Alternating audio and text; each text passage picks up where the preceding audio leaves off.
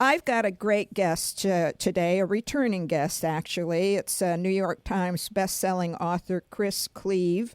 Since the huge success of his novel Little Bee, for which I interviewed him in March of last year, his powerful debut novel, Incendiary, has been republished and repackaged by Simon & Schuster and was released this month in paperback.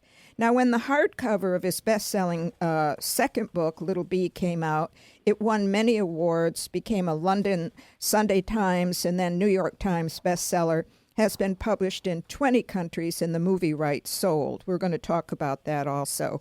Incendiary, also published in 20 countries, went on to win many awards, which we will discuss.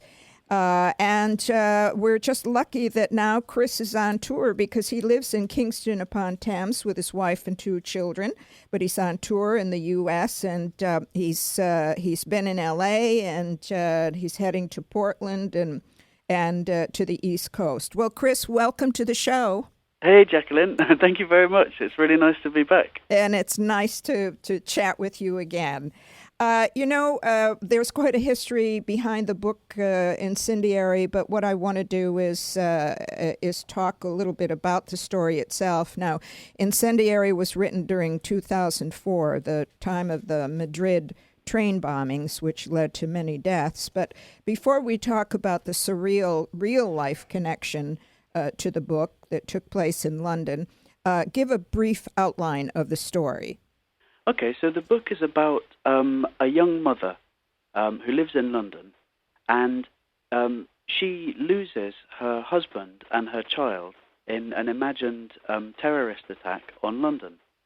That's the start of the book, and what the main part of the book is about is that she decides to sit down and write a letter to explain how she's feeling about that. And this came from something I learned about grief and bereavement. One of the things that grief counselors ask the bereaved person to do is to sit down and write a letter to explain how they're feeling. Mm-hmm. Now, because this woman has lost her son and her husband in a terrorist attack, and it's a terrorist attack that was inspired by Al-Qaeda, she decides that she's going to write her letter to Osama bin Laden to explain to him why he was wrong to kill her husband and her child. And so it's what I hope is quite a powerful letter from a woman who's lost everything to a man who simply doesn't understand why what he did was wrong. Yes, yes. And she thinks that she can persuade him of the error of his ways. So it's a very simple idea for a book, and I've just taken it as far as I could to try to understand what happens, how someone feels whose life has been completely shattered. Yes, and I think you captured it very well. I want to talk to you now about the circumstances that occurred, that followed. On July 1st, 2005, the pre-publicity and reviews created a lot of excitement and what-ifs. There was a celebration party on the evening of July 6th, and at 8 a.m. the morning of July 7th, the day it was to be published, you walked your son to his nursery, and 50 minutes later, 3 suicide bombers in the London Underground hit, followed by the 4th bomber on a London bus. That is so surreal. What happened to the book next as a result of that? Yeah, well, it was a horrible coincidence. The fact that on the publication date, these real events overtook the book. The book was withdrawn from sale by most retailers straight away.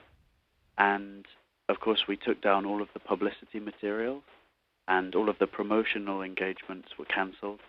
And I think, that was probably the right thing to do. In that climate, I think it would have been in bad taste to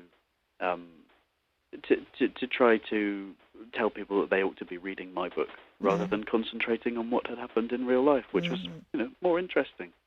As a writer, I think even if you feel that you've written a good book and one that you're proud of, you do still sometimes have to back away and say, right, at this particular moment, real life has overtaken the book, and is more important. So that's what happened. The book was taken off sale on its publication date. It was on the shelf for an hour. Yes, and all the excitement leading up to it, and as you say, the horror of the actual event superseded the horror of the story. I mean, what are the odds, the terrible odds, that something like that would have actually occurred? Well, as I said earlier, and I'm talking to Chris Cleave about his newly released paperback, actually re-released paperback, Incendiary. And I want to mention again that I had interviewed you in March of last year for your wonderful story, Little Bee. Now, am I correct? Did I read somewhere that this is now sold over 1 million copies? Yeah, I believe it has. Yes, isn't that amazing? Well, it should. As you know, I'm not shameful about the fact that I love the book. But what I wanted to say was that I had also, after I started reading Little Bee, I made a point to go back and read Incendiary. And I was struck, and we talked about this in March, and I do want to raise it again. I was struck by your ability to present the women characters. The women are very strong in each of these stories, and you present them so realistically. And I asked you then how you as a man were able to capture the females so strongly. And I'd like you to talk about that again and the reactions you've received, especially to the unnamed main character in Incendiary. Right. She's also pretty funny. I think she is. In a horrible story. Talk about that. Yeah. Well, I'm the people who I admire most don't just wallow in grief when bad things happen to them. They try and understand what's happened to them, and often one of the tools of understanding is a sense of humor. And so I like to write about people who are funny, as well as people who've had bad things happen to them. Mm-hmm. But I write I write stories about very difficult events, not because I have this joy of exploring the darkness. I choose these dark themes because when you put people under extraordinary stress and pressure, and when you damage people so much, that's when you see people at their best, actually. It's in tragedy that you see the strength in people, not when things are going well. And I'm really attracted to the strength of people. Mm-hmm. I like most of the people I meet. I think humans are generally pretty good. And one of the things that I really like about people is that, under extreme stress, they will be strong, they will often be heroic, and they will often keep their sense of humor. So in Little Bee and in Incendiary, I'm writing about these women who have suffered terrible things, but who haven't become bitter and who haven't surrendered to life. Mm-hmm. And that's a quality that I probably most respect in people. Yes, and you did capture that very well. That's what I try to do with those characters. I thought it was an interesting point that you chose not to name the woman character in the book Incendiary. Why did you do that? Why make that decision? Because I felt that if I give a character a name in a book, for example, if I were to call her Wendy, then everyone will probably know a Wendy in their life. Good point. And they will either like her or dislike her or be indifferent to her. But as soon as you call a character that, you can't stop having that association of the person that you really know and seeing their face or seeing some of their mannerisms. And I felt that if you don't name your protagonist, then it helps you as a writer and the reader as a reader to feel closer to them. Well, you're absolutely right. And the other point that I want to raise, too, is the fact that Incendiary is certainly an international bestseller, but it's also raised some conflicting reactions. And I'd like to read a couple of them and then have you comment on that. The London Telegraph called it triumphantly convincing, while the Observer damned it as an insult. The Washington Post hailed it as a mesmerizing tour de force, but the New York Times found it a simple case of tastelessness. And yet, 3 days later, the New York Times called the novel stunning in its portrayal of a city living with terror. What's your reaction to that?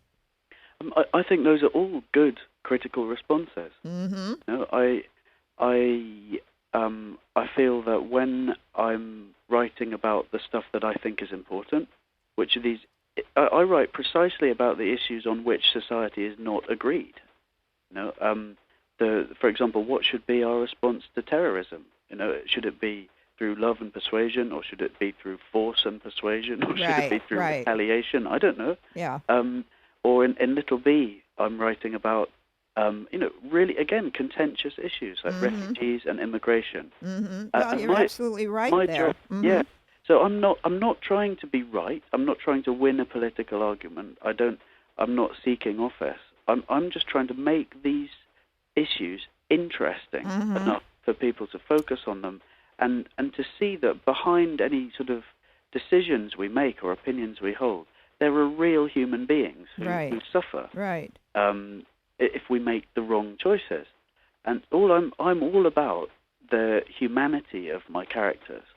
And sometimes I think that it is shocking to people to be shown human beings who are likable in the books, who might personify a position that the writer has a political difference with. Mm-hmm. Well, let's get to that's difficult for critics sometimes. Yes. I see it as a sign, actually, that I'm doing my job of writing these books that aren't there to make people feel comfortable. I mean, it's not light entertainment what I'm doing, and I think that part of the function of a good book is to make you sometimes feel uncomfortable and to make you not sure whether it's a good book or not. Yes. You know? And I actually respect the critics who would come out and say that they didn't like one of my books. Well, but I would respectfully disagree with them. Right. I'm sorry to interrupt you here, Chris, but time goes quickly. So let's get to the next point. As we said, it's an international bestseller. Newsweek called it arguably the strangest epistolary novel ever written, and you say it's your best book. I'm going to hold that question and wait for the next segment, because we've only got a couple of minutes here, because I want to know why you think it is your best book. But I do want to say that it went on to win the U.S. Book of the Month Club's first fiction award, 2005, 2006 Somerset Maugham Award. It goes on and on and on. And all of this can be seen on your website, chriscleave.com. That's CLEAVE. Chris, CHRIS. And very quickly, it was made into a movie with Ewan McGregor and Michelle Williams. Has it been released yet? Yeah, it has. I don't think it got a cinematic release in the United States. I didn't think so, because I love Ewan McGregor. Is it Ewan or Ewan? Well, I think you say either. I'd say Ewan. Okay. I like both of them, and I don't remember it being released. Chris, I read you a quote from Newsweek, and what you had to say also, you feel that it's your best book. And I wonder if you can briefly tell us why you feel that way. Yeah, because I have never been so completely consumed and engaged with a project. And I wrote the book so quickly. I wrote it in 6 weeks, actually. That's amazing. I had forgotten that. I was completely engaged with it, and I've never had sort of more sort of consuming experience with making art than that. And so it's ragged and it's flawed in some places, I think, but I think in many places it's beautiful and interesting. I've never been so intensely in the moment as when I wrote that thing, and I think you can tell. Well, absolutely, you can tell. And isn't writing an interesting process? Sometimes the writer struggles, and other times it's just like the story has been cooking for a long time, and it just takes a life of its own. That's amazing. Yeah, that's right. I mean, everything else I've written has taken a lot longer. It took years to write. Uh, we had talked about the fact that a movie was made, and you didn't think it was released here. What did you see the movie? I would Yeah, I assume you saw it. did. And what was your reaction to it? How did they do? That had to be a difficult movie Yeah, to make, and for the characters to be portrayed. yeah, it was super different. The movie, very different. Was it? I'm a very first-person writer, so Uh-huh. I'll get you right in there with the characters, into their minds, and show you how they're thinking, in the first person. I think that's difficult to film. So I think they did a great job, but it's very different from the novel. There's a amazing performance in the movie from Michelle Williams. Yes, she's wonderful, and so is McGregor. Such a good actress. Yeah, and Ewan McGregor as well Yes, was amazing. You can get it on DVD. I think it's called Blown Apart in the US. Oh, really? Okay, Yeah. I'm going to make a note of that. Blown Apart. That's I good think- to know. For those listeners, you can check that out also. When we talked in March, also the everything was still fresh in everyone's minds as to what happened in London, and as a result of the terrorist bombings the night before Incendiary was to be published, you were quoted as saying it made fiction non-important. Now, has time helped you to feel differently about the story since you yourself are now a part of the story, the actual terrorist attack? When you look at it that way, everyone in the world is now part of that story. Yeah. I do think that there comes a point where you have to say, fiction is there to help us understand reality. That's what it's for, and it's more than entertainment. What you can do in a novel is engage with the emotional truths behind a story. And so I think that fiction is very, very important. But I do think that real life sometimes is more important. So I'd stand by that comment, that I think in the immediate aftermath of a tragedy, I think reality takes the front seat. And Well, yes, takes the back. yes. But as society moves on and you come to the point of okay, how do we deal with that tragedy? Mm-hmm. Then I think fiction should take the front seat again, because I actually think you can do stuff with the emotional truth of characters that you can't do in news media, and I think it's very important. Yes, and your comments about the movie version of it, that it always seems to happen that way. A wonderful book, and the studios are interested in making a movie, but there's a way to make a movie as there is a way to write the book, and oftentimes the two don't come together. But overall, you were satisfied with it. Oh yeah. Yeah. Right. Yeah. No, completely. I think a novel and a movie are as different from Absolutely. each other as a sort of car and a watercolor painting. Right. They're very different, and I'm always just delighted as an artist if someone takes my stuff and takes it to a different place or a different level. Sure. And I think artists should inspire each other rather than slavishly try to interpret each other's work. Yes, and you've got a new book coming out this summer. Can you Yes, do you have a title for it yet? I don't have a title for it yet. I don't have a publication date for it yet, but I promise it's coming. It is coming. Yeah, it's I'm nearly finished. I'd say I'm about. I get home from this tour in about 10 days' time, and then I think I have about another 6 weeks' work to really get it polished, and then it'll be ready. And I know you can't really talk about it, but is there a strong woman character in it as well? Yeah, there are. Actually, there's 4 strong characters. Oh. Two women and 2 men in this one, and a child. Uh-huh. And it's the first time that I've written what I think are strong and sympathetic male characters. I'm looking forward to that. Yeah. Which turned out to be really hard for me to do.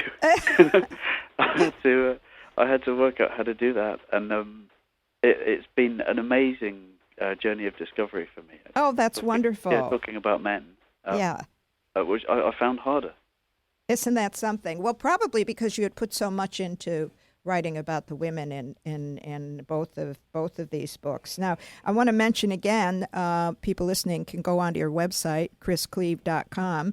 learn all about Chris, plus his tour. He is on tour now, going to end up is your final spot going to be New York or Boston, did you say? Boston, yeah. I'm going in Boston. Last days in Boston. I used to live in Boston. Right. If you've never been there, I hope you have time to check out some of the history that might inspire you to write another story about something. But it is lovely to see. Now, how has the tour been? What's the reaction been to your audience? Oh, just absolutely wonderful. I mean, I've said this before to you, I think, but I really love touring here in America. That's great. I love. It's such a privilege to be able to do it. Oh well, I think we feel that way about having you here. I mean, you've come a long way to talk about it too. So I wouldn't miss it for the world. Yeah. I love the audiences here.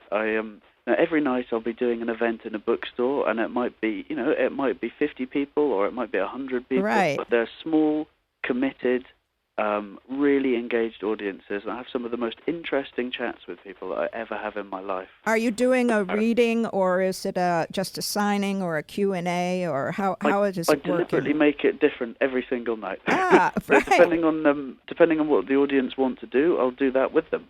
Yes. If people want to talk about the issues, we'll have, sometimes it'll turn into a town hall meeting. Isn't that interesting? I like to talk about other writers as well as me. I like to talk about who else I'm reading. And who are you reading, Chris? Right now, younger American writers. Adam Hazlitt, who wrote Union Atlantic, which I think is amazing. A guy called Philip Meyer, who wrote a book called American Rust, which came out last year, I think. And actually, there's a new writer called Cara Hoffman, who's got a book coming out in March, which is called So Much Pretty. I've heard of that. It's an amazing book. One of the best, I think, that will be published this year. Well, if you're exploring American writers, one of my other favorites is a young man by the name of Jonathan Tropper. I don't know if you've ever read his stuff. Not yet. The way you write, I think you would enjoy his stories. So take a look for him, Jonathan Tropper. Jonathan Tropper. Yes, and he has sold the movie rights to every book that he's written. So, okay. But now let's talk about the movie rights to Little Bee. And they have been sold to BBC Films with Nicole Kidman as star and producer. How is that going? Really well, I think. I've looked at the screenplay that they've produced. Oh, you have? Oh, well, then you're really way ahead. So what's your reaction? Terrific. Absolutely brilliant. I think it's a much easier book to film than Incendiary was. Oh, yes. I think it's going to be a really good movie, actually. I think Nicole Kidman will be terrific as Sarah. I think it's an amazing bit of casting. Have they cast the role of Little Bee yet? Not yet, no. Oh, I bet you're anxious to see who that's going to be. I can't wait to see who's going to do it. I mean, I've deliberately excluded myself from the creative process on the movie. So, obviously I'm not involved in writing the screenplay or in the casting. Right. They're kindly just keeping me in touch. Well, that's good. They're doing that.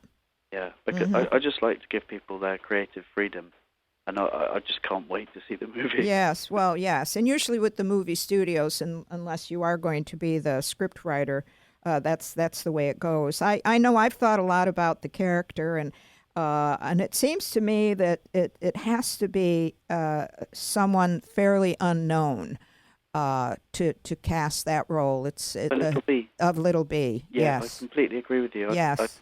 I think if it's an unknown actress, and if she gives the performance of a lifetime, I think it'll be amazing. Oh yes, I can hardly wait for that. But do they have any idea as to what their hope is as to when it's going to get going and all of that? I don't know. It can go on, I know, for quite a while. Movies always surprise me with the length of time that they take. Mm-hmm. Well, I guess it's not that surprising. I mean, there are so many people involved. Yes. But yeah, I don't know. I think they're filming it this year. Mm-hmm. Well, let's hope so. Now, what do you hope to see happen with Incendiary? Would you like to see that recreated into another movie, an American movie, or are you just happy with the attention that it's getting? I don't mean just, because certainly it's getting a lot of attention. Are you happy with that, or where do you want to see it go? Well, my first wish for it is that people will enjoy the book.